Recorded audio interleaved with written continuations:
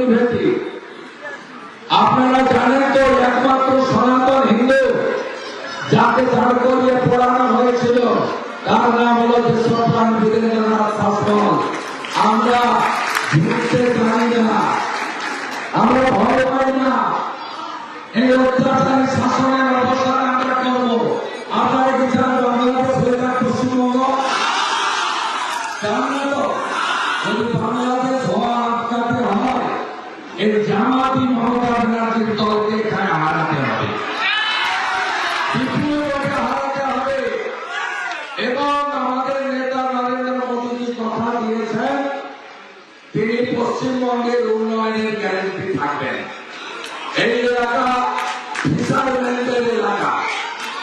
এই যে মমতা মিথ্যাচার যে বিজেপি করলে নাকি মাছ খাওয়া যায় না। আপনারা বলুন তো, উড়িষ্যা থেকে এসেছে সবাই, উড়িষ্যার প্রিয় খাবার আমাদেরও প্রিয় খাবার কাঁঠাল ভাত। মাছের ভর্তা ছাড়া কাঁঠাল ভাত হয়, খাওয়া যায়?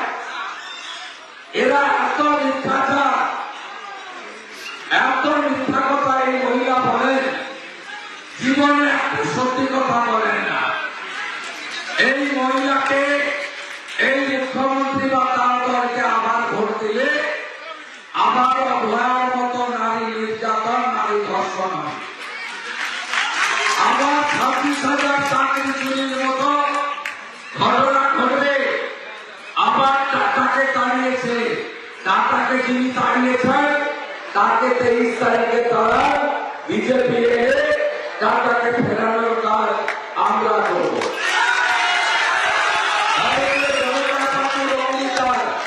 হাতে কাজ, পেটে ভাত, মাথায় ছাপ। ভারতীয় জনতা পার্টি বলেছে চাকরির বয়সের আবেদনে শেষ সীমা আরো